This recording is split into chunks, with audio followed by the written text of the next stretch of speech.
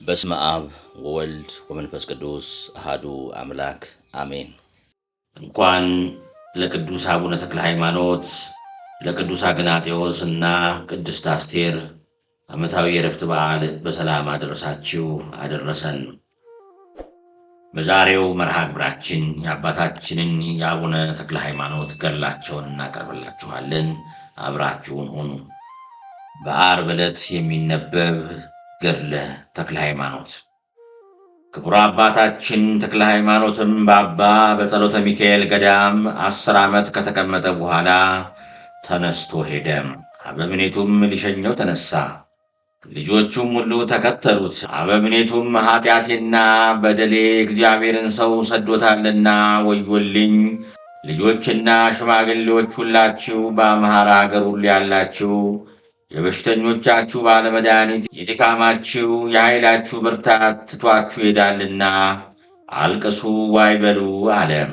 ይህን የመሰለውን ሁሉ በማለት የሚያቃጥል እንባን ከዓይኖቹ እያፈሰሰ አንገቱን አቅፎ ጮኸ። መነኮሳቱም ከእርሱ ጋር አለቀሱ። ብፁዕ አባታችን ተክለ ሃይማኖትም እናንተ የእግዚአብሔር አገልጋዮች ፈጣሪ ወደ ወደደው ሥራ ጠራኝ እንጂ በፈቃዴ የሚሄድ ይመስላችኋልን? እግዚአብሔር ከእናንተ ጋር ይሁን፣ እኔንም ሁላችሁ ባርኩኝ አላቸው። እግዚአብሔር በረከቱን ያሳድርብህ፣ ጎዳናህንም ያቅናል። ብፁዕ አባታችን ሆይ ነገር ግን የምንድንበትን ነገር ምከረን አሉት። ለክቡራን አባቶቼ የምትድኑበትን ነገር የምመክር ኃጢአተኛና ጎስቋላ እኔ ምንድነኝ አለ። ነገር ግን ትዕግሥትን፣ ትሕትናን፣ እግዚአብሔርን መፍራት ገንዘብ አድርጉ። እነዚህ 3 ነገሮች ሰውን ወደ ዘላለም ሕይወት ያደርሱታልና እየጎተቱ ወደ ደይን ጥልቅነት የሚያወርዱ 3ቱ የጥፋት ገመዶች እርሳቸውም ቅናት፣ ትዕቢትና ትምክህት እንዳያጠምዷችሁ ደግሞ ተጠበቁ ብዬ ነግራችኋለሁ። ይህን የመሰለውን ነገር ከመጻሕፍት ምስክር አምጥቶ የሚድኑበትን ነገር መከራቸው። አንዱም አንዱ እንባውን እያፈሰሰ ታላላቆቹም ታናናሾቹም በፍቅር ሸኙት። ብፁዕ አባታችን በእርሱ ላይ ያለው ፍቅራቸው መቃጠል ባየ ጊዜ ከእነርሱ ጋር አለቀሰ። በመንፈሳዊ ሰላምታ እጅ ነሳቸውና ሄደ። እነርሱም ወደ አገራቸው ተመለሱ። የመላእክት አለቃ ቅዱስ ሚካኤልም እየመራው ሲሄድ አምደ ብርሃን በፊቱ ይሄድ ነበር። የጻድቃንም መንገዳቸው ብርሃን ነው፣ የሚያበራ ብርሃን ይሄዳል፣ ዕለቱም እስከሚቀናበት ቀን ድረስ ይበራል የሚል ተጽፏልና። ወደ ታዘዘበትም ቦታ እስከደረሰ ጊዜ በዚያ አኳን ሄደ። ከባህሩም ወደብ በደረሰ ጊዜ የሚሻገርበት መርከብ አላገኘም ነበርና ብዙ ጊዜ ጸለየ። የመላእክት አለቃ ቅዱስ ሚካኤልም ባህሩን እየረገጠ በመታየት ተከተለኝ አለው። ብፁዕ አባታችንም ወደ ውሃው ገብቶ ተከተለው። ሁለቱም በባህሩ መካከል አለፉ። ተሻግረውም አብረው ወደ ቤተ ክርስቲያን ገቡ። መልአኩም ከዚያ ተወውና ወደ አበምኔቱ ገባ። እርሱም ኢየሱስ ሞዐ ነበር። እነሆ የእግዚአብሔር ሰው በቤተ ክርስቲያኑ ደጅ ቆሟልና ወደ አንተ አስገባው አለው። ደግ ሰው ነውና ክብረህ ተቀበለው፣ ልብሰ ምንኩስናውንም ሰጥተህ ከዚያ ኑረው አለው። ይህን ካለው በኋላ መልአኩ አረገ። ብፁዕ አባታችንም ተላላኪውን ለአበምኔቱ ንገርልኝ እያለ ይለምነው ነበር። ተላላኪውም ለአበምኔቱ ሄዶ ነገረው። እነሆ ደም ግባቱ ያማረ እንግዳ ሰው ከቤተ ክርስቲያኑ ደጅ ቆሟል፣ ግን ባህሩን አሻግሮ ያስገባውን አላውቅም አለው። አበምኔቱም አመጣጡ ከእግዚአብሔር ዘንድ ነውና ሂድ ጥራው አለው። ተላላኪውም ጠርቶ ወደ አበምኔቱ አስገባው። አባ ኢየሱስ ሞዐም ባየው ጊዜ ከፊቱ ብርሃንና ካደረበት ጸጋ የተነሳ አደነቀ። ከመንበሩ ተነስቶ በመንፈሳዊት ሰላምታ እጅ ነሳው። የእግዚአብሔር ሰው ሆይ ወደ እኔ መምጣት መልካም ነው ብሎ ደህና ቤት ሰጠው። በበነጋውም በምን ነገር መጣ ብሎ ጠየቀው። ብፁዕ አባታችንም የብሕትውና ወገን የምትሆን የምንኩስና ልብስን ታለብሰኝ ዘንድ በእግዚአብሔር ትእዛዝ ወደ አንተ መጥቻለሁ አለው። አባ ኢየሱስ ሞዐም ወደ እኔ መምጣት ከእግዚአብሔር ዘንድ እንደሆነ አወቅኩ። የምንኩስናውንም ልብስ እንዳለብስ ከእግዚአብሔር መልአክ ዘንድ ታዝዣለሁ። ነገር ግን ጥቂት ቆይ አለው። ከእርሱም ጋር ጥቂት ቀን ቆየ። የመላእክት ምሳሌ የሚሆን የምንኩስና ልብስ አለበሰው። በትጋትና በድካም ከዚያው ኖረ። አክፍሎቱንም በየሳምንቱ ያከፍል ነበር። ከእሑድና ከቅዳሜ በቀር ምን አይቀምስም። እሑድና ቅዳሜ ግን የአጃ ቂጣ ወይም የዱር ቅጠል ይመገብ ነበር። የዳዊትንም መዝሙር በሌሊትና በመዓልት ተግቶ ይደግምና ይጸልይ ነበር። 31,000 ይሰግድ ነበር። ወዙም እንደ ውሃ ፈሶ የቆመበትን ምድር እስኪያርሰው ምድሩም እንደ ጉድጓድ እስኪጎደጉድ ድረስ 70,000 የሚሰግድበት ጊዜ አለ። እንዲሁም ዕለት ዕለት ድካምና ትጋትን እየጨመረ ብዙ ዘመን ኖረ። ሊያገለግለኝ የሚወድ ሰውነቱን ይጥላ፣ ጨክኖም የሞትኩበትን መስቀል ተሸክሞ ይከተለኝ። ነፍሱንም ሊያድናት የሚወድ ይጣላት፣ የጣላትንም ነፍሱን ስለ እኔ ያገኛታል። እኔንም የሚከተለኝ ቢኖር እኔ ካለሁበት ከዚያ ይኖራል። እርፍ ይዞ የኋሊት የሚያርስ የለም። መንግሥተ ሰማያት የተዘጋች ናት ያለውን ስሙ ይክበርና ጌታችን የተናገረውን ቃል ለነፍሱ ያሳስባት ነበር። ይህንን ሥራ በመከተል ሰውነቱን ሲያደክማት ከእግዚአብሔር የታዘዘ የመላእክት አለቃ ቅዱስ ሚካኤል መጥቶ ድንገት ነጥቆ ወስዶ ከፀሐይ ይልቅ ወደምታበራ ሀገር አደረሰው። ይህችውም እንደ ሰቀላ የተሠራች ናት። ቁመቷም ወርዷም እጅግ ሰፊ ነው። የሀገሩም ሰዎች ሁሉ በውስጧ ቢሰበሰቡ ውስጧን ሊሞሏት አይቻልም። ብዙ ምሰሶዎች አሉባት። በመልክም እርስ በርሳቸው አይመሳሰሉም። ዥንጉርጉር የሚመስል አለ፣ ፍም የሚመስል አለ፣ በረድ የሚመስል አለ፣ የፀሐይ ብርሃንም የሚመስል አለ። የሁሉም ጸዳላቸው ለዓይን ይንቦገቦጋል፣ አይቶም ለመረዳት ያስቸግራል። በአንዱ ምሰሶ ፊት ለቆመው ሁለተኛው ምሰሶ በውስጡ ይታየዋል። የፊቱ ምሰሶ ውፍረት አይሰውረውም። የምድሩም መልአክ እንደ ብርና እንደ ጠራ ዕንቁ፣ ልዝብነቱም እንደ ቅቤ ነው። ጠፈሩም እንደሚገለባበት የፀሐይ እግር ያንጸባርቃል። ብፁዕ አባታችንም እንዲህ ያለ የሰቀላ መጠኑ እንደ ሰፊ አገር ያለ ነው እንጂ እንደ ሰቀላ አይደለም። ሁለተኛውም እንደ እሳት ይነዳል። እንደ እሳት ነው ብዬም ብናገር እርሱም በማየት ሰውነትን የሚያለመልም የሚያድን ነው እንጂ የሚያቃጥል አይደለም። እያደነቅኩም በቤቱ መካከል ደረስኩ። የተዘጋጁትንም ዙፋኖች አየሁ። የመካከለኛውም አንዱ ዙፋን ከሌሎች ይበልጣል፣ መልኩም እጅግ የተዋበ ነው። በግራና በቀኝ ያሉት ዙፋኖች ከእርሱ ጥቂት ቢያንሱም መልካቸው ግን የሁሉም የተዋበ ነው። የቀስተ ደመና ያሸበረቁ ናቸው። በዚህም በመካከለኛው ዙፋን ላይ የእሳት ልሳኖች ያሉበት የሚያንጸባርቅ የብርሃን ልብስ ተቀምጦበታል። ቅድመ ዓለም የነበረ ዓለምን አሳልፎ የሚኖር አብን እናመስግነው። ቅድመ ዓለም የነበረ ዓለምን አሳልፎ የሚኖር ወልድን እናመስግነው። ቅድመ ዓለም የነበረ ዓለምን አሳልፎ የሚኖር መንፈስ ቅዱስን እናመስግነው ይል ነበር። በብርሃኑም ልክ በስተቀኝ 7 አክሊሎች አሉ። የሰባቱም አክሊሎች ኅብራቸው አይመሳሰልም። አብሮኝ ያለውንም መልአክ ይህን ቤት ከማየት የተነሳ ፍርሃት በልቤ አደረብኝ አልኩት። የቤቱን ነገር ልነግርህ እኔ ተልኬአለሁ፣ አትፍራ አለኝ። ይህንንም ባለኝ ጊዜ ፍርሃት ከኔ ራቀ፣ በቃሉም አጸናኝ። ቀድሞ ያልሰማሁት የዚህ ቤት ትልቅነቱ ምን ያህል ነው? በውስጡ ያለው የተቀመጠውስ ማን ነው አልኩት። አስቀድሞ የማሳይህን ኋላ የቤቱን ጌታ እነግርሃለሁ አለኝ። በዚያም ዙፋን ፊት ለፊት የተተከለውን የብርሃን አምድ አየሁ። የብዙ ሰዎች ስም ተጽፎበት ነበርና ጌታዬ እነዚህ ምንድናቸው? የአዕማዱስ ቁጥራቸው ምን ያህል ነው? የዙፋኖች ሥራቸው ምንድን ነው አልኩለት። ይህ ቤት ያንተ ነው፣ ከሌሎችም ይልቅ እጅግ የከበረው የመካከለኛው ዙፋን ልዩም ልብስ በላዩም የተቀመጡት አክሊሎች ያንተ ናቸው። በግራ በቀኝ ያሉ ዙፋኖች ግን ትእዛዝህን በመጠበቅ በወንበርህ ለሚቀመጡ ከአንተ በኋላ ለሚነሱት ልጆች ነው። በዙፋኖቹ በስተቀኝ ያሉት አዕማድ ቁጥራቸው 450,000፣ በግራም ያሉት የመላእክት ፈጣሪ እንደሠራቸው 450,000 ናቸው። የብዙ ሰዎች ስም በአምዱ ተቀርጾ የሚታየው ይህ ዓለም እስኪያልፍ ድረስ ከመንፈስ ቅዱስ ለአንተ የሚወለዱ ልጆች ናቸው። ለእነዚህም አንተ አባት ትሆናቸዋለህ። ይህች ታላቅ ጸጋ ክብር ትሰጠኝ ዘንድ እኔ ምንድን ነኝ አልኩት። እግዚአብሔር ለወደደው ባለሟልነትንና ክብርን ይሰጣልና ነው አለኝ። ከዚህ በኋላ ወደ ሰማይ አውጥቶ ከመጋረጃው ውስጥ አስገብቶ ከሥላሴ ዙፋን ፊት ለፊት አቆመኝና ሰገድኩለት። ከዚያም አስቀድሞ በማላውቀው በሌላ ምስጋና መሰገንኩት። ተክለ ሃይማኖት ክፍል ከ24ቱ ካህናቶች ጋር ይሁን የሚል ቃል ከዙፋን ውስጥ ወጣ። የወርቅ ጥና አምጥተው ሰጡኝና ከእነርሱ ጋር አንድነት አጠንሁ። ምስጋናዬ ከምስጋናቸው ጋር፣ ልብሴም እንደ ልብሳቸው ሆነ። ፈጣሪዬንም በሦስትነቱ ተገልጾ አየሁት። እንደወደድከኝ እወድሃለሁ፣ እንዳከበርከኝም አከብርሃለሁ። ስምህንም ልዑል ክቡር አደርገዋለሁ። በጸሎትም የሚታመን ሰው ሁሉ ስለ አንተ ይድናል። መታሰቢያህንም እንደተቻለ ያደረገ እኔ በሰማይና በምድር አከብረዋለሁ፣ በአንተ ክብር እንዲከብር አደርገዋለሁ ብዬ እነግርሃለሁ። ጭንቅ መከራ አገኘውም ቢሆንም በስምህ ቢጠራኝ እኔ ከጭንቀቴ ሁሉ አድነዋለሁ። በቤተ ክርስቲያንህም ስለሚያገለግለው ከሰባቱ ከመላእክት አለቆች ጋር መቆምን እኔ ከፍለዋል። የገድልህ መጽሐፍ በተነበበበት ስምህም በተጠራበት ቦታ ለዘላለም ይቅርታዬና ቸርነቴ በዚያ ይኖራል አለኝ።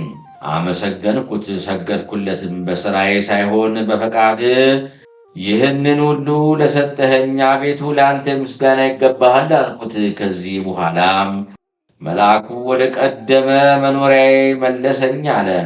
ብፁዕ አባታችን ይህንን አይቶ በሰማይ በሚኖር በፈጣሪው ፍቅር ልቡ እንደ እሳት ነደደ። ዘወትር የዳዊትን መዝሙር ሌሎችንም የነቢያትንና የሐዋርያትን መጻሕፍት ያነብ ነበር እንጂ ሌሊትና ቀን አይተኛም ነበር። እንደዚህ ሳለ የምንኩስናን ሥርዓት እንድታውቅ የከበሩ ገዳማትን ፈልግ እንጂ በአንድ ቦታ መኖር ለአንተ ለምን ነው የሚል ሐሳብ በልቡ ተነሳሳ። ይህንንም ሲያስብ ዘወትር ይጠብቀው የነበረ ብሩህ መልአክ በፊቱ ተገልጦ ተነስ፣ የወደድከውንም አድርግ አለው።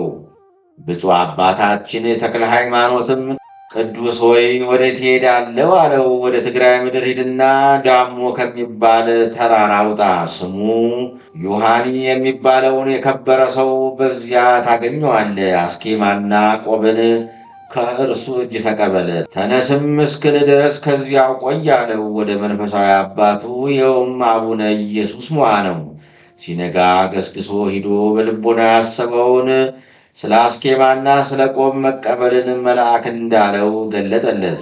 አባ ኢየሱስ ሞዐ አስኬማና ቆብን ገና አልተቀበለም ነበርና አባ ኢየሱስ ሞዐ የብፁዕ አባታችንን ቃል ሰምቶ እኔ እንደ ከበረ አባት ሳይህ ነበርኩ እንጂ እንደ ልጅ አላይህም፣ ለማን ትተወኛለህ እያለ ብዙን አለቀሰ።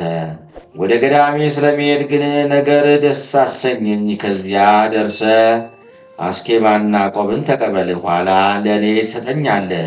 ልጄም ስትሆን አባት ትሆነኛለህ። ነገር ግን ባህሩን የሚያሻግር የለምና የዛሬን ታገስ አለው። ብፁዕ አባታችንም ከእግዚአብሔር የሚበልጥ ሰው የለም፣ እግዚአብሔር ከእኔ ጋር ከሆነ ባህርም ሌላም ነገርም ቢሆን መንገድ ሊከለክለኝ የሚችል የለም። ይህንንም ተናግሮ አይሆንም ብሎ ሄደ። አበምኔቱም ሊሸኘው ተነሳና እስከ ባህሩ ወደብ ድረስ አብረው ደረሱ።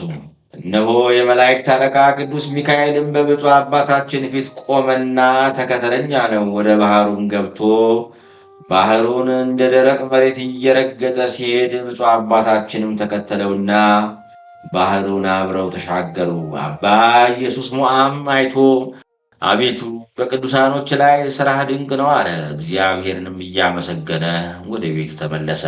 አባታችን ግን በሐይቅ 10 ዓመት ያህል ኑሮ በእግዚአብሔር ትእዛዝ እየተመራ ሄዶ ቅድመ ዓለም የነበረ ዓለምን አሳልፎ የሚኖር እግዚአብሔር ከቀደሳት ገዳም ትግራይ ደረሰ። ይህችውም ዘሚካኤል የተባለው የአባ አረጋዊ ገዳም የምትሆን ደብረ ዳሞ ናት። ይኸውም የሰዓል አደባ ልጅ አላሜዳ ከታዜን አስቀድሞ በነገሰበት ወራት ከግብፅና ከሮም ከመጡት በጽሞና ከሚኖሩት ይኸውም የሰዓል አድባ ልጅ አላሜዳ ከታዜን አስቀድሞ በነገሰበት ወራት ከግብፅና ከሮም ከመጡት በጽሞና ከሚኖሩት ከ9 ቅዱሳን አንዱ ነው። እነዚህም አውራጃውን ሁሉ ያበሩ ብርሃን ያላቸው ከዋክብት ናቸው። ከእነዚህም በነግ ዘርቶ በሰርቅ የሰበሰበ ውሃም በወንፊት የሚቀዳ አለ። ከእነዚህም በእያንዳንዱ የራሳቸው የጸጋ ክብር ዕድል ፈንታ የተሰጠው አለ። የእነዚህ የተደነቁ ወገን የሆነ አባታችን ቀድሞ ወደ ተናገረው ከአረጋዊ ገዳም አበምኔት ዘንድ ገባ። እንደመጣም አስኬማና ቆብን ለመቀበል መሆኑን ነገረው። አበምኔቱም አባ ዮሐኒ ነበረ። ይኸውም ጽድቅንና ጸጋን የተመላ ነበር። አንተ ከወዴት ነህ አለው። በፈጣሪ ትእዛዝ ከሩቅ አገር ወደ አንተ መጥቻለሁ አለው። ስምህ ማን ነው? የምንኩስናውንስ ልብስ ማን አለበሰ አለው። ስሜስ ተክለ ሃይማኖት ነው። የምንኩስናውን ልብስ በባሕረ ደሴት የሚኖረው አባ ኢየሱስ ሟ አለበሰኝ አለው። አባ ዮሐኒም በእውነት አንተ ገንዘቤ ነህ፣ እርሱንም በመንፈስ ቅዱስ ወልጄዋለሁና የልጄ ልጅ ነህ። አባ ዮሐኒም እንደተለመደው ሥርዓት በአስኬማውና በቆቡ ላይ ጸለየና ለብፁዕ አባታችን ሰጠው። አባታችን ተክለ ሃይማኖትም ቆቡንና አስኬማውን ተቀብሎ የእነዚህ ስማቸው የተጠራውን የዘጠኙን ቅዱሳን ገድል የምንኩስናውን ሥርዓት እንደሚጀምር ሆኖ ይከታተል ጀመር። ፈጽሞም የገድል ጣዕም እንዳላወቀ ሆነ። ዘወትርም በጎ መሥራትን የሚያውቃት የማይሠራት ኃጢአት ትሆንበታለች ይል ነበር። የሐዋርያው የጳውሎስን ነገር ይከተላል። መንፈሳዊ ፍቅርንም ወድጃለሁና ለእኔ ረባኝ የነበረውን ስለ ክርስቶስ እንደ ጐስቋላ ቈጠርሁት።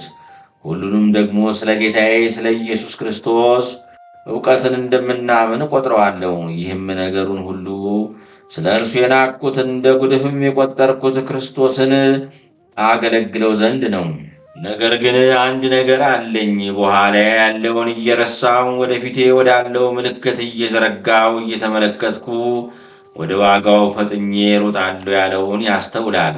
ሠራተኛ ንብ ከእንጨት ሁሉ የአበባውን ጨርቋ እንድትቀስም ከቀደሙ አባቶቻችን ከገድላቸው የተገኘውን ትሩፋት የሰማውንም የቅዱሳንንም ገድል ሁሉ በሰማ ጊዜ ይሠራው ነበር። እግዚአብሔርን በመፍራት መላው አካሉ ብርሃን ሆነ። የሚሆነውንም ነገር ገና ሳይደረግ ያውቀዋል። ለመነኮሳቱም ሁሉ የሚመጣባቸውን ይነግራቸዋል። ነገሩም ፈጥኖ ይደረጋልና ያደንቁታል።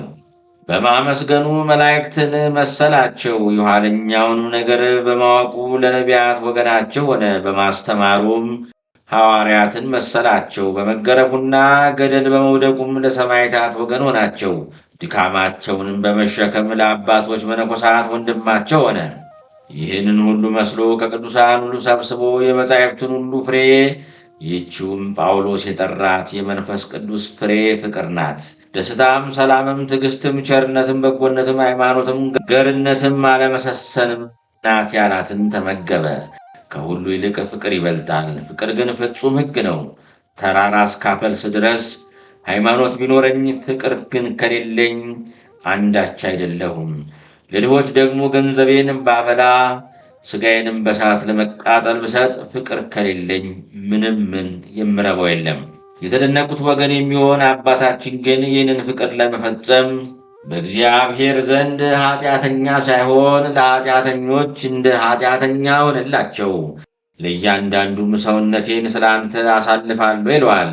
በምክሩም ከክፉ መንገዳቸው የቅዱሳንን ድካም ወደ መሸከም ይመልሳቸዋል። ለሰነፎች እንደ ሰነፍ ሆነላቸው፣ ኋላ ግን ዕውቀት ይሆንላቸዋልና። እንደዚህም እያደረገ በደብረ ዳሞ 12 ዓመት ተቀምጦ ሳለ የእግዚአብሔር መልአክ ተነጋገረው። ከዚህ ገዳም ውጣና የትግራይን አውራጃ ዙር፣ በእነሱም ዘንድ ጥቅም ታገኛለህና የቅዱሳንን ገዳማት የመነኮሳትን ቦታ ሁሉ ጎብኝ አለው። ወደ አባ ዮሐኒም ሄዶ ልቡናው የወደደውን ነገር ሁሉ መልአኩም እንዳለው ነገረው። አባ ዮሐኒም ቀድሞ ከእግዚአብሔር ታዘ ወደ እኔ መጣ። አሁንም ወደ አዘዘ ቦታ ሂድ፣ እግዚአብሔር ከአንተ ጋር ይሁን ብሎ አባ ዮሐኒ ሊሸኘው ተነሳ።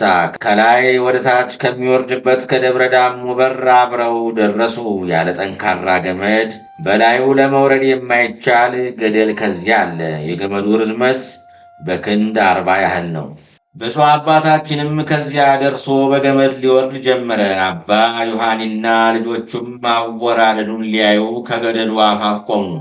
ያን ጊዜውን ገመዱ ከካስማው ስር ተቆረጠና ብፁዕ አባታችንን ተከተለው። 6 ክንፎቹም ተሰጡት። ክንፎቹንም እያማታ በረረ።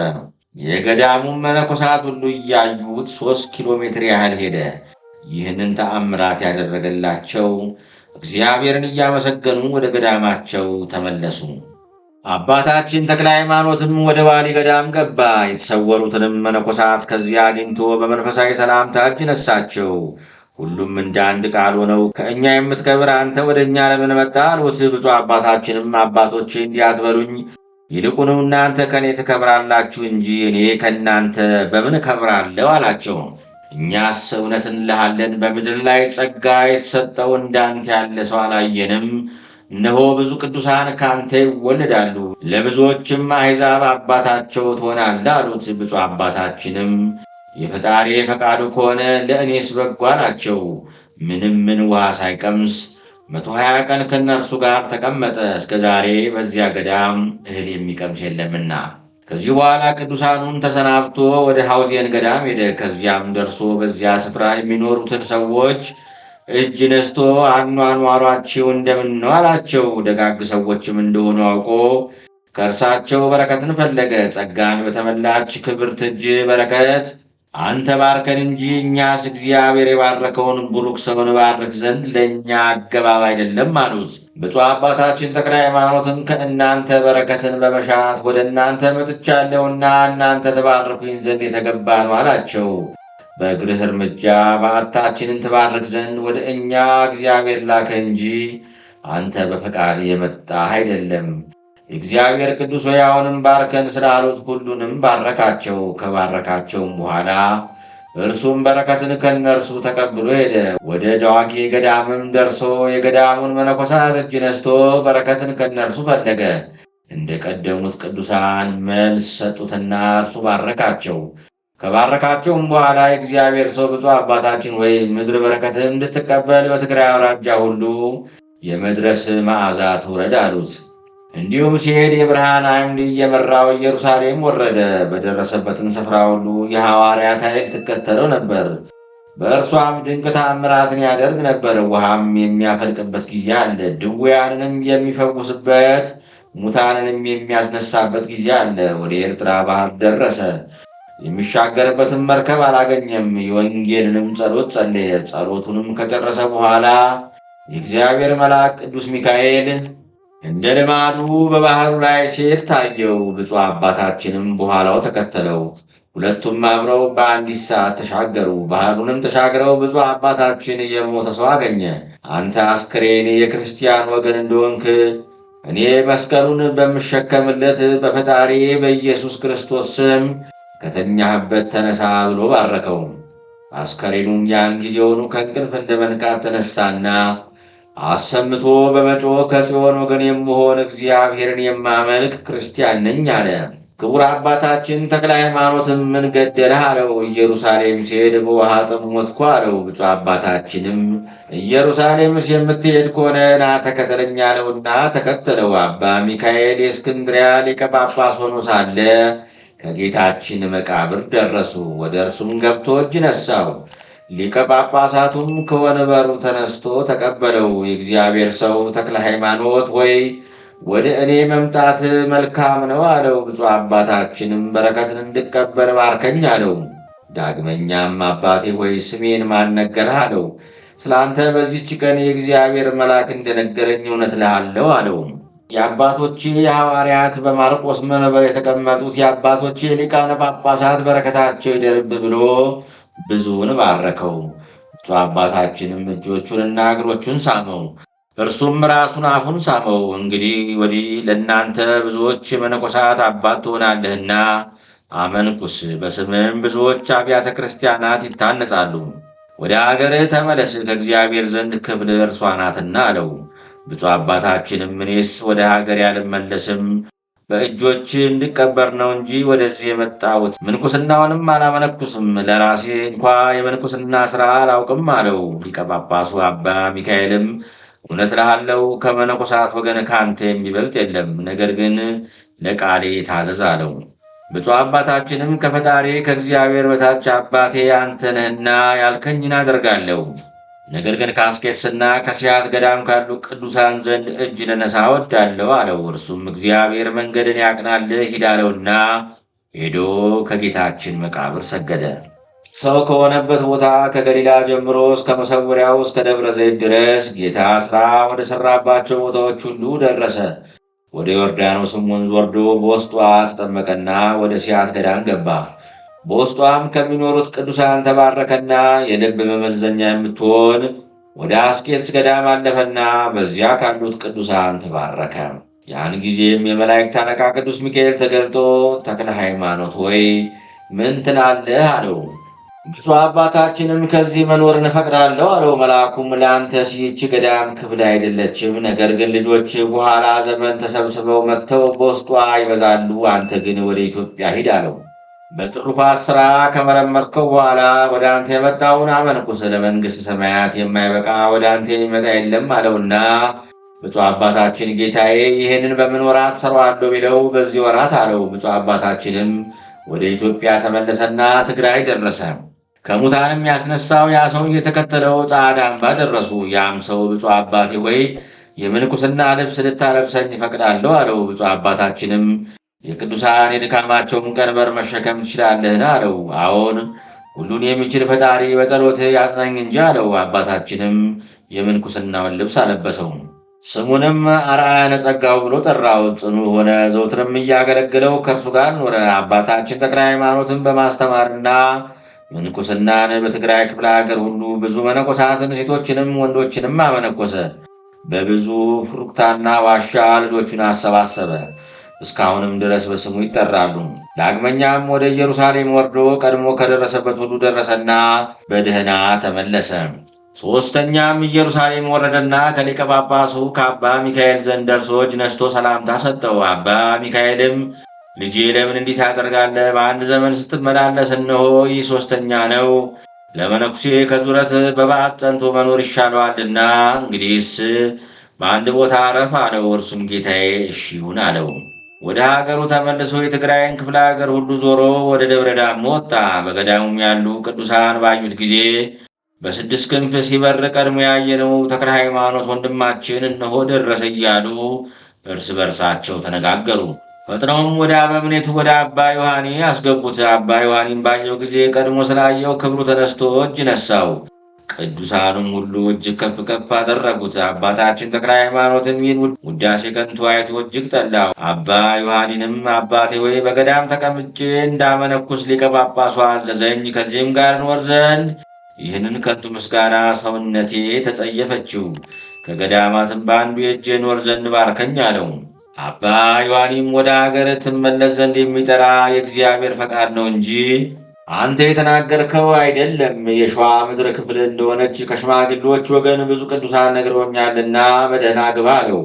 አባቶች ያገለገሉት እስካሁንም እየመገበ ያሳደገኝ እግዚአብሔር መርቶም ወደዚህች በዓት ያደረሰኝ የእግዚአብሔር መልአክ እርሱ መንገድህን ያቅና አካሄድንም ያሳምር አለው። ሲመርቀውም አፉን ከፍቶ መንፈስ ቅዱስ ትንቢት አናገረው። ከመነኮሳቱም ሁሉ ትበልጣለህ፣ እጅግም ትከብራለህ። ስማቸው ከተጠራ የሽማግሌዎች አባቶች ከሚሆኑ ከእንጦንስና ከመቃርስ ጋር ስም ይጠራል። ከእርሱ ተባርኮ ጉዞውን በመቀጠል በዘላን አገር በኩል ሄደ። ከንጦራር ከምትባለው ተራራ ወጥቶ ልዩ የምትሆን 40 ጾምን ከዚያ ጾመ። አገሪቱም ምድረ በዳ ነበረችና ሊኖርባት ወደደ። እግዚአብሔር መልአክም እንዲህ ሲል ተነጋገረው። ተክለ ሃይማኖት ምን ታስባለህ? ይህቺ ገዳም ክፍል አይደለችም። ከጥቂት ቀን በኋላ ልጆች ይኖሩባታል። አንተስ አባ ኢየሱስ ሞዐ ዘንድ ሂድና የሚልህን ስማው አለው። በበነጋውም ተነስቶ ሄዶ ሐይቅ ከሚባለው ስፍራ ደረሰ። በደረቅ ምድር እንደሚሄድ በባህር ላይ እየሄደ ከአባ ኢየሱስ ሞዐ ዘንድ ደረሰ። እርሱም ባየው ጊዜ እጅግ ደስ ተሰኘ። ቆቡንና አስኬማውን ከወዴት ተቀበልክ አለው። ደብረ ዳሞ በአባ ዮሐኒ እጅ ነው አለው። እንግዲህ እኔ ከመንገዱ ድካም አረፍኩ። ልጄ ስትሆን አባት ሁነኝ፣ በከበሩ እጆች ቆቡንና አስኬማውን ስጠኝ አለው። አባ ተክለ ሃይማኖትንም ቆቡንና አስኬማውን ሰጥ። መልአክ ያለህን ስማው ብሎት ነበርና። የአባቶቻችንም የልጆቻቸው ነገር እንዲህ ነው። አባ እንጦንስ የምንኩስናውን ልብስ በመላእክት አለቃ በቅዱስ ሚካኤል እጅ ለበሰ። አባ እንጦንስም አባ መቃርስን ትልቁን ወለደው። አባ መቃርስም የማኅበሩን አባላት አባ ጳኩሚስን ወለደው። አባ ጳኩሚስም አባ ቴዎድሮስን ወለደው። አባ ቴዎድሮስም አባ አረጋይን ወለደ። አባ አረጋይም ኢትዮጵያ መጣና አባ ክርስቶስ ቤዛንን ወለደ። አባ ክርስቶስ ቤዛንም አባ መስቀል ሟን ወለደ። አባ መስቀል ሟም አባ ዮሐኒን ወለደ። አባ ዮሐኒም አባ ኢየሱስ ሟንና አባ ተክለ ሃይማኖትን ወለደ። አባ ኢየሱስ ሟን በቅናት በቀሚስ አባ ተክለ ሃይማኖትን በቆብና በአስኬማ ወለደ። አባ ተክለ ሃይማኖትም ቀድሞ እንደተናገርነው ለአባ ኢየሱስ ሟ አስኬማና ቆብን ሰጠው። ብፁዕ አባታችን ተክለ ሃይማኖትም አባ ኢየሱስ ሞዐን ተሰናብቶ ወደ አምሃራ አገር ወደ ፀሐይ መግቢያ ወረደ። በዚያችም ስፍራ ዳዳ የሚባል ከፍ ያለ ተራራ ነበር። አርአያነ ጸጋው ከሚባለው ደቀ መዝሙር ጋር ወደ ተራራው ወጣ።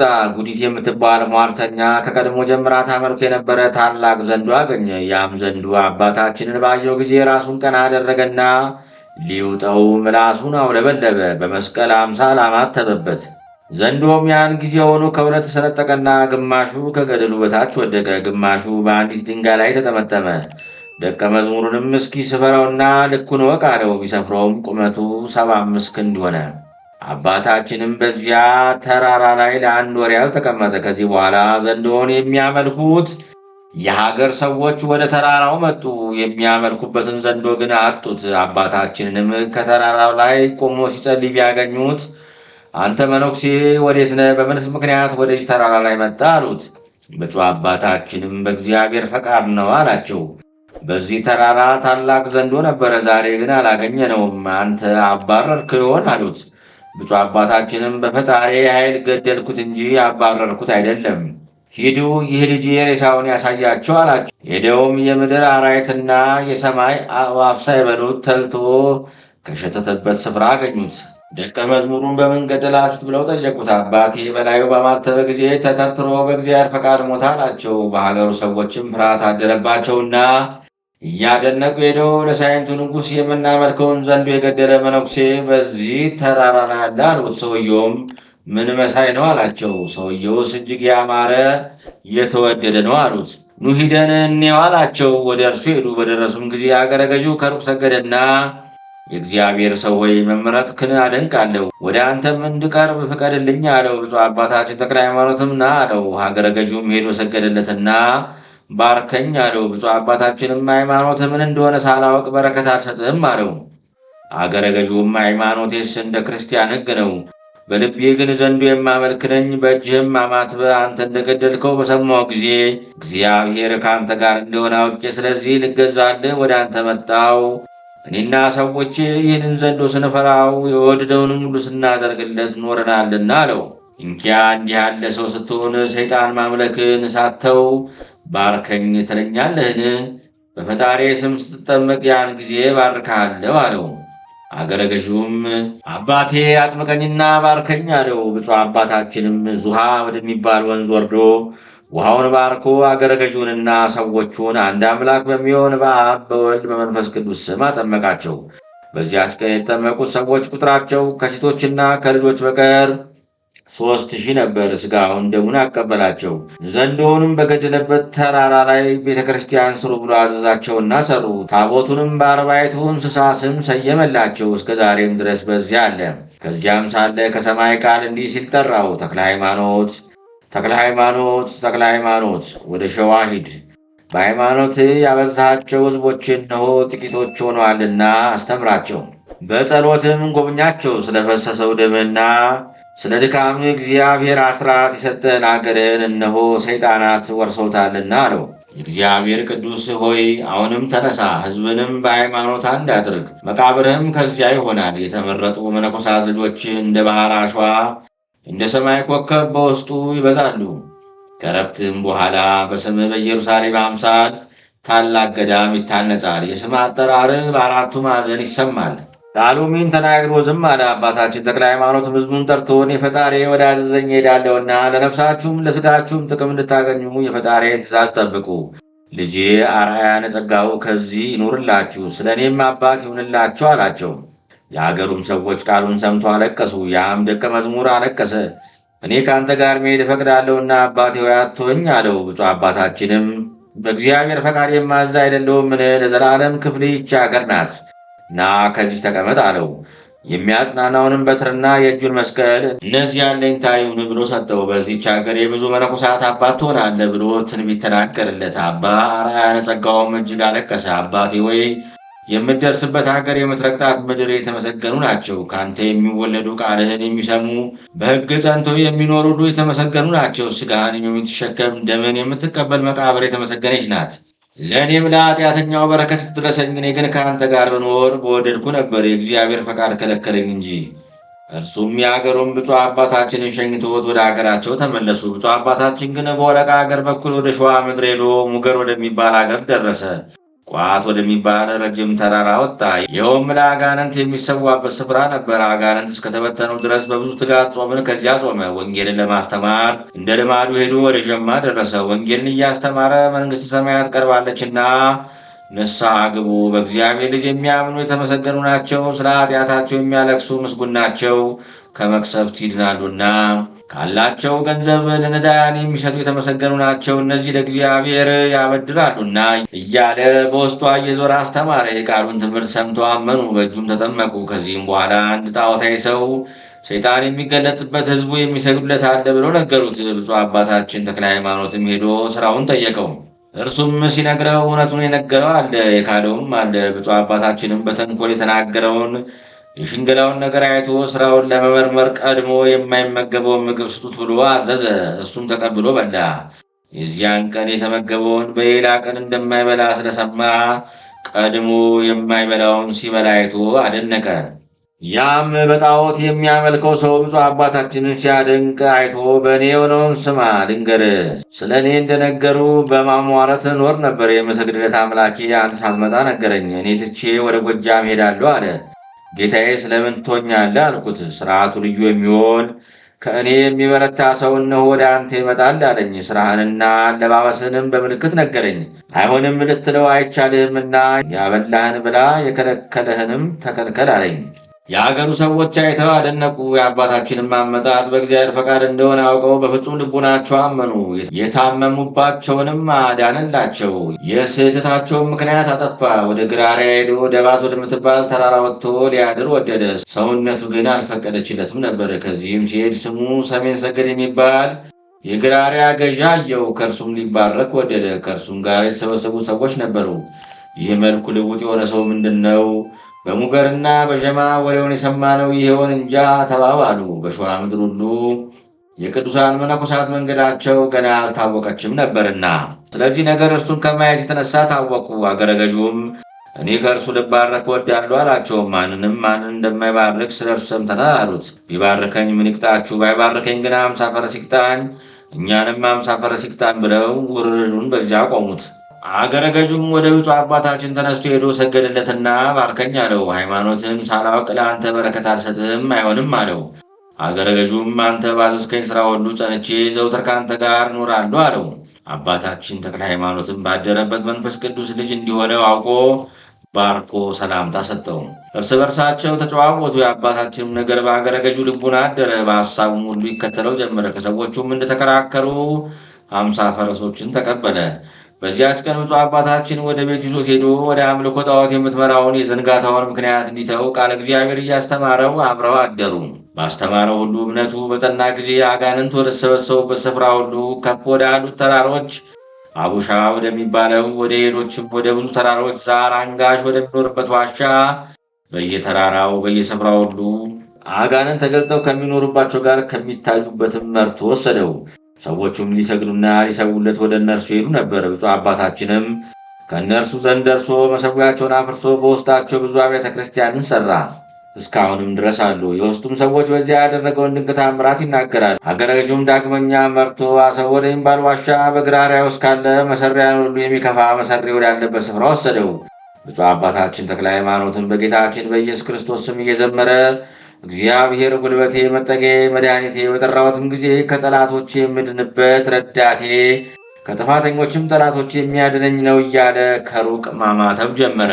ዛር አንጋሹም ይህንን ሲያነብ ከሩቅ ሰምቶ በፍጹም ፍርሃትና ድንጋጤ ሸሸ። ከዚያም ወዲህ ፈጽሞ አልታየም።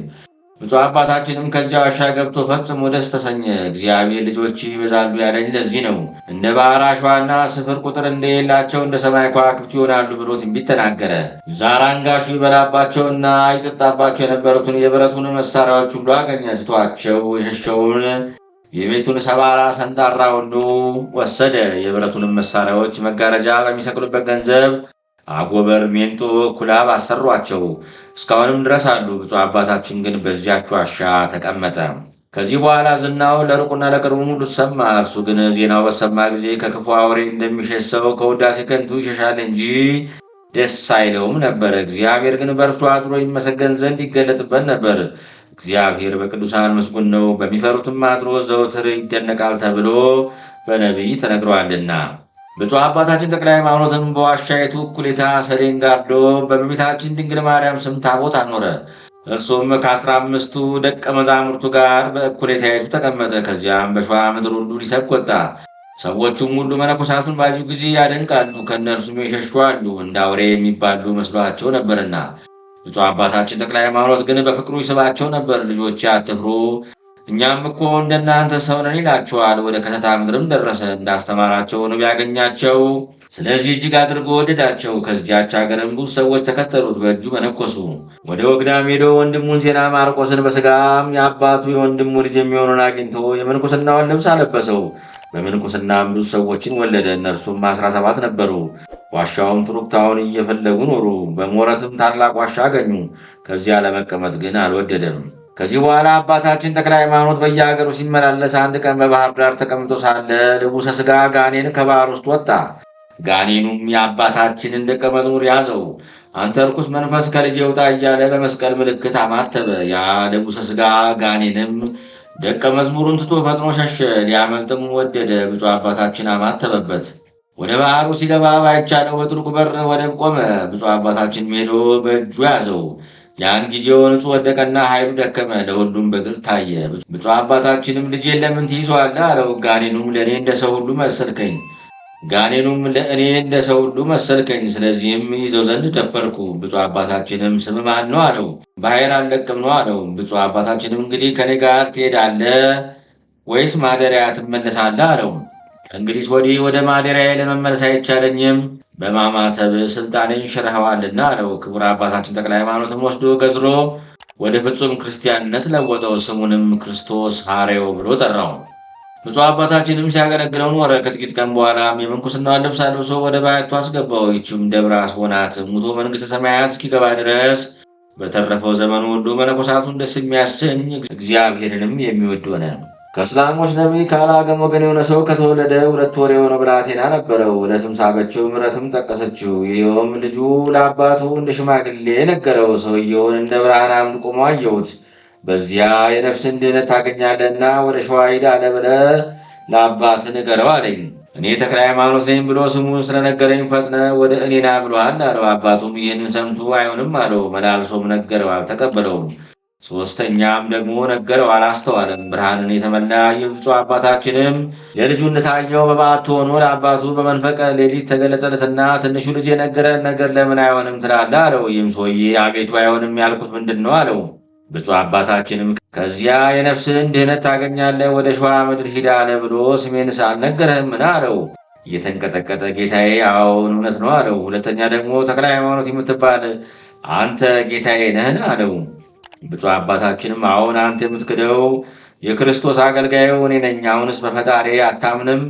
ያለዚያ ግን ከዚህ ስፍራ አጠፋለሁ አለው። እየፈራ ከምታጠፋኝስ በፈጣሪ አምናለሁ አለው። ብፁዕ አባታችንም በጠዋት ተነስተህ ሚስትህ ልጅን ይዘህ እስከ ፈጠጋር ድረስና ከዚያው ታገኘኛለህ አለው። ጌታዬ መንገዱን አላውቀውም አለው። ብፁዕ አባታችንም በፈጣሪ ካመንክ እርሱ ከዚያ ያደርሳል አለው። ደንግጦ ከእንቅልፉ ነቃ። ያየውን ሁሉ ለሚስቱ ነገራት። እንግዲህ ምን እናድርግ? እኔ መቼም እሄዳለሁ፣ አንቺ ግን ብትወጂ ያለዚያም የሕይወት መሪ የሆነኝን ልጄን ስጭኝ አላት። ሴቲቱም ለባሏ እኔም ከአንተ አልለይም፣ የእግዚአብሔር ፈቃዱ ይሁን አለችው። ይህንን ብላቴናውን ይዘው ቤታቸው እንደተከፈተ ትተው አብረው ሄዱ። በቤታቸውም ካለው ገንዘብ ከጫማ በቀር ምንም አልያዙም። ብፁዕ አባታችን ስለነገረው ራእይ የተጨዋወቱ መንገዱን እንደሄዱ ሳያውቁ በአንዲት ቀን ከደዋሮ እስከ ፈጠጋር ደረሱ። ሰዎች ከዚያ ስፍራ በጌታችን በኢየሱስ ክርስቶስ ስም ሲዘምሩ ሰሙ። የዚች ሀገር ስሟ ማን ነው ብለው የአገሩን ሰዎች ጠየቋቸው። ፈጠጋር ነው አሏቸው። በአንዲት ሰዓት መድረሳቸውንም አደነቁ። የአገሩንም ሰዎች የእግዚአብሔር ሰው ተክለ ሃይማኖት የሚያድርበት ወዴት ነው ብለው ጠየቋቸው። የሚያድርበትንም ነገሯቸው። ከእርሱም ዘንድ ደርሰው በፊቱ ሰገዱ። የመጡበትንም ምክንያት ነገሩት። ከአገራችሁ መቼ የተነሳችሁ አላቸው። ብፁዕ አባታችንም ዛሬ ማለዳ ነው አሉት። ብፁዕ አባታችንም ለሰው ልጆች ድህነትን የሚሻ እግዚአብሔርን አመሰገነው። አባታችንም የዚህችን የዋሻይቱን መንገድ ማን አሳያችሁ አላቸው። የፈጠጋር ሰዎች ነገሩን አሉት። ከዚህ በኋላ አዳምንና ልጆቹን ለማዳን ከድንግል ማርያም በተወለደ በእግዚአብሔር ልጅ በኢየሱስ ክርስቶስ ታምናላችሁን አላቸው። አሁን በነገርከን ሁሉ እናምናለን፣ አንተ ታላቅ ነቢይ ነህና አሉት። አንድ አምላክ በሆነ በአብ በወልድ በመንፈስ ቅዱስ ስም አጠመቃቸው። እሱን ተስፋ ሕፃን ብሎ ጠራው።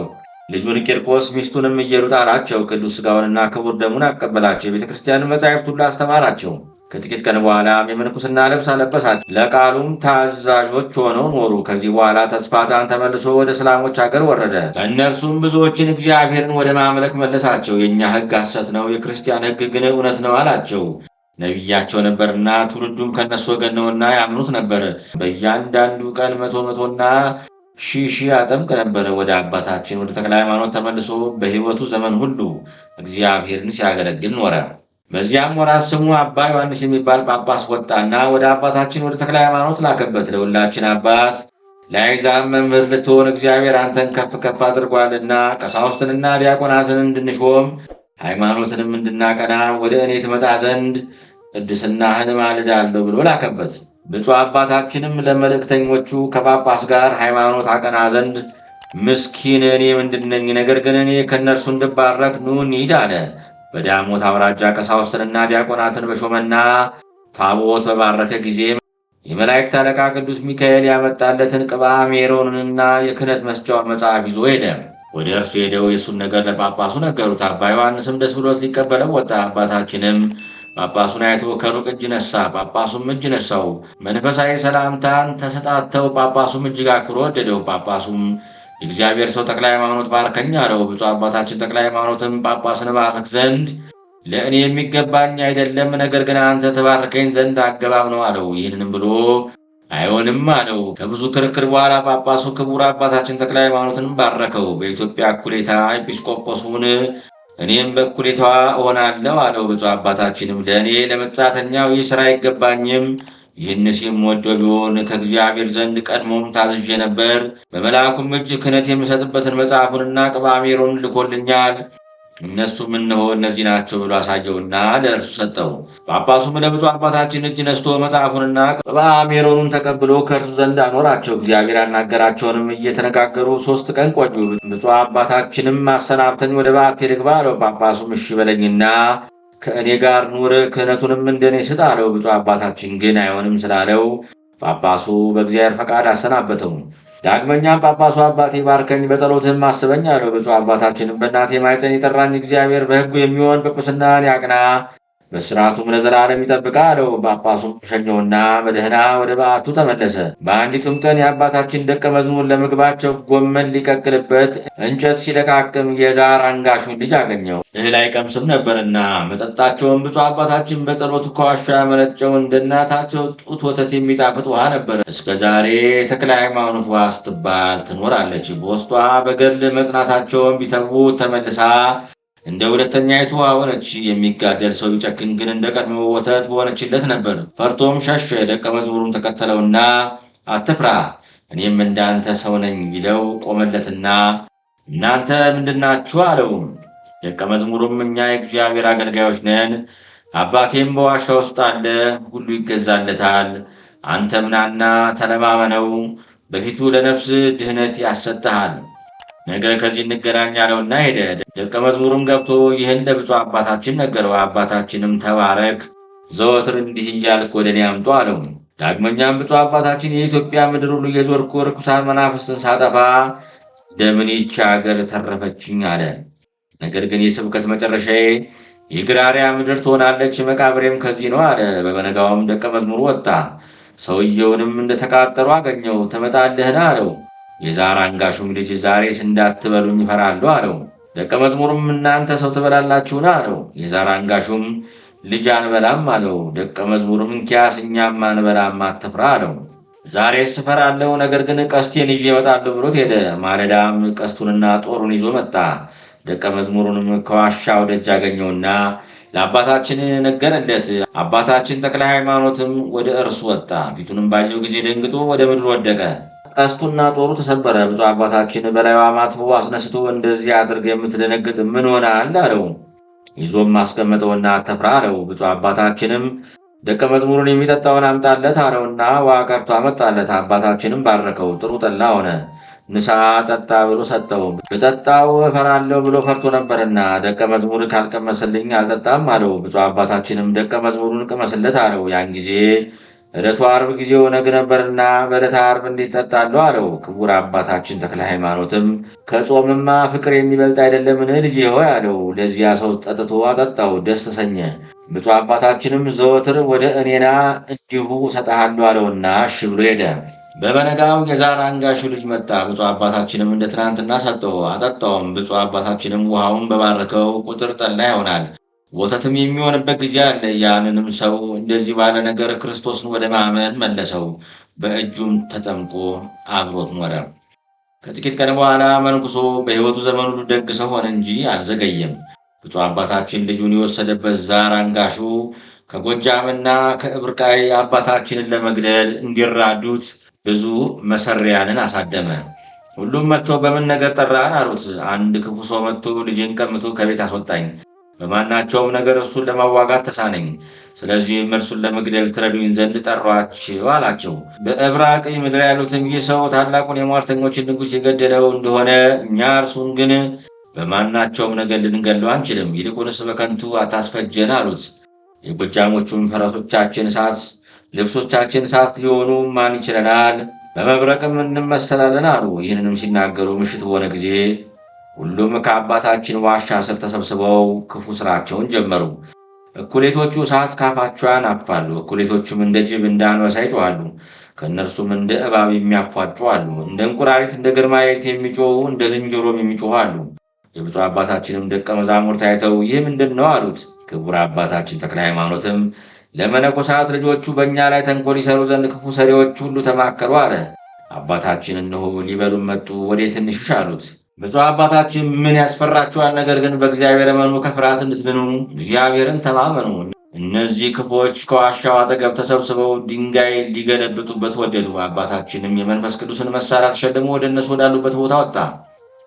በከንቱ ሲተራመሱ አይቶ እርሱ መካከላቸው ገብቶ ምድር እነዚህን ዓመፀኞች አፍሽን ከፍተሽ እንድትውጫቸው እኔ በስሙ በማስተምርበት በእግዚአብሔር ቃል አዝዤሻለሁ ብሎ ድምፁን አሰምቶ ተናገረ።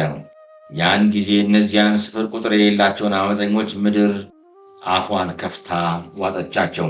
ይህ ተአምር በመላው ሸዋ ሁሉ ተሰማ። ስለዚህም በአባታችን በፍቅር እግር ብረት የታሰሩ ሆኑ። ለሚያስተምራቸውም ትምህርት ሁሉ የሚታዘዙ ሆኑ። ይልቁንም የግራርያ ሰዎች የቅዱሳንን መምጣት የማያውቁ አውሬ የሚያድኑ ሰዎች ከዚያ አስቀድሞ በማያውቁት በሌላ አለባበስ ባዩአቸው ጊዜ በቀስት ሊነድፏቸው ወደዱ። በበታቾቻቸው ቁመው እናንተ ምንድናችሁ? ሥራችሁስ ምንድን ነው? ሰዎች ናችሁን ወይስ ሌላ? እያሉ ከሩቅ ሆነው ጮኹ። የአባታችን ደቀ መዛሙርቱም አዎን እንደናንተ ሰዎች ነን አሏቸው። ብፁዕ አባታችን ተክለ ሃይማኖትም እርሱ በትምህርቱ ፍቅር እንዲስባቸው በማግባባት ተናገሯቸው ብሎ ደቀ መዛሙርቱን አዘዛቸው። እነዚህም ሰዎች በቀረቡ ጊዜ ከመፍራታቸው የተነሳ ወደ ብፁዕ አባታችን ሳይጠጉ ወደ ቤታቸው ሄዱ። በበነጋውም መጡ። ደቀ መዛሙርቱም እያግባቧቸው በጎ በጎ ነገርን ተናገሯቸው። እያግባቡም ወደ ብፁዕ አባታችን አመጧቸው። የጦር መሣሪያቸውን ግን በእጃቸው እንደያዙ ነበሩ። አባታችንም ከኔ የተነሳ አትፍሩ፣ እኔም እንደናንተ ሰው ነኝ አላቸው። በልዑል እግዚአብሔርም ፈቃድ ነገሩ በልቡናቸው የተስማማ ሆነ። ተባርከውም ሄዱ። ዳግመኛም ወደ እርሱ ተመልሰው ጥቂት ጥቂት እያሉ ተለማመዷቸው። የሚበሉት ስጧቸው ብሎ አዘዘ። ሥራይ በልተን እንሞታለን ብለው ተጠራጥረው መብላትን ፈሩ። ብፁዕ አባታችንም ደቀ መዝሙሩን አንተ ቀድመህ ቅመስላቸው አለው። ደቀ መዝሙሩም ከቀመሰላቸው በኋላ እነርሱ ተመገቡ። ብፁዕ አባታችንም ዘወትር ወደ እኔ ኑ አላቸውና እሺ ይሁን አሉት። ከባልንጀሮቻቸውም ጋር ይመጡ ጀመረ። ከዕለት ወደ ዕለት ብዛታቸው እየጨመረ ሄደ። ነገሩን የሚሰሙ ቃሉን የሚቀበሉ ሆኑ። ስለዚህም ብዙ ሰዎች ወንዶችም ሴቶችም ተከተሉት። በምግባር በሃይማኖት ፍጹማን የሆኑ አሉ። ከእነዚህም መነኮሳያት የሆኑ አሉ። ልመናውና በረከቱ በአገራችን ኢትዮጵያና በመላው ሕዝበ ክርስቲያን ላይ ጸንቶ ይኑር አሜን።